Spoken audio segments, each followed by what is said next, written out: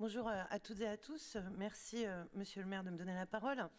Alors, je ne vais pas plus commenter le rapport de situation comparée et le rapport général de l'égalité des droits, parce que je pense que Manuela Ferrat l'a très bien fait. Ça a été extrêmement précis, à la fois dans sa façon de décliner les actions concrètes, les grands axes, les grandes priorités, les actions concrètes que nous menons presque quotidiennement avec les associations à l'externe, enfin, au plus proche des Clermontois et des Clermontoises, et à l'interne, ça a bien été spécifié dans nos politiques de ressources humaines où un travail immense a été fait et ça a été souligné.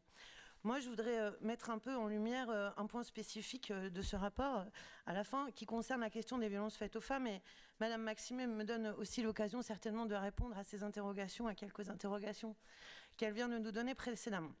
Alors tout d'abord, depuis 2014, vous avez raison de le dire, Madame Maximi, nous n'avons eu de cesse de travailler sur la question des violences faites aux femmes, parfois un peu esselées, il faut le dire.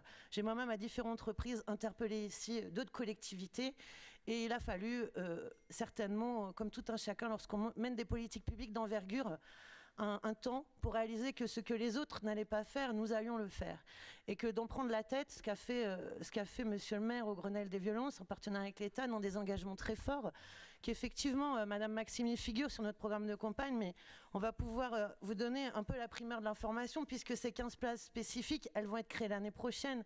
Manuela l'expliquait dans le cadre de l'AMI, de l'appel de la région, de la manifestation d'intérêt de la région. Nous avons répondu, la métropole, la ville, et nous allons financer un poste d'intervenante sociale et permettre la création de 15 places supplémentaires de l'association C'est Clair, qui est notre partenaire de longue date, et qui va mettre en place ces 15 places supplémentaires, à la fois avec un accueil dédié de femmes victimes de violences avec leurs enfants, et dans des appartements adaptés, contrairement à un certain mode de prise en charge, ce qu'on a souvent décrié ici, qui ne correspondait pas aux besoins des femmes. Lorsque les femmes doivent partir avec leurs enfants, l'hôtel n'est pas la solution.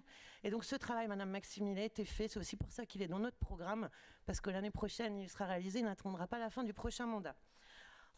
Mais je vous remercie de vous y intéresser, de nous rappeler effectivement nos engagements que nous avons tenus, Madame Maximi.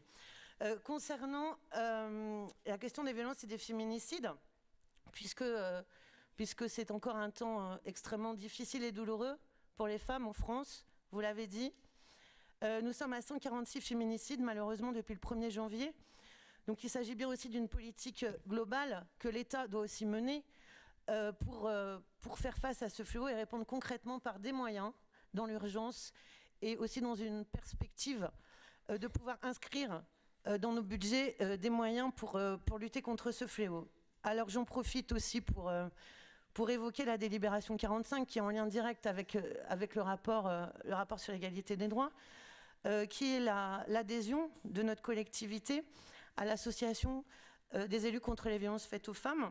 Cette association est présidée par Hélène Bidard, adjointe à la maire de Paris. Elle a été créée en 2003 par Francine Bavet, alors vice-présidente de la région d'Île-de-France, Geneviève Fraisse, philosophe, qui en 2000 a un rapport de l'Enfèvre révélé qu'une femme sur 10 était victime de violences conjugales. Nous savons, 19 ans après, que ce rapport a été bien sous-estimé. Et c'est pour ça qu'entrer dans ce réseau pour mener des politiques publiques en partenariat avec dans le cadre de cette association, puisque cette association, pour bien comprendre de quoi il s'agit, a pour adhérentes 9 régions, 5 départements, 60 communes et 310 élus. Ça nous permet aussi des échanges de pratiques et des échanges sur une politique publique. Alors je crois qu'on peut saluer le travail qui a été fait durant ce mandat sur la question de la lutte contre les violences faites aux femmes, sur la question des violences sexistes et sexuelles. Bien sûr, le travail n'est jamais totalement abouti, parce qu'il faut rester en vigilance. Nous travaillons avec les associations du réseau, et je tiens à signaler par là même que certaines associations du réseau femmes se retrouvent en grande difficulté. Donc il serait bien que chacun prenne ses responsabilités, puisque le planning familial a vu une baisse de dotation de 33 000 € de l'ARS, donc de l'État. Le planning familial a vu, je regarde M. Brenas, une baisse de la région de 4 000 € concernant des parcours de femmes migrantes victimes de violences. Donc il sera important que chacun, ici, prenne ses responsabilités. Je vous remercie. Madame Bria. Oui, merci, Monsieur le maire.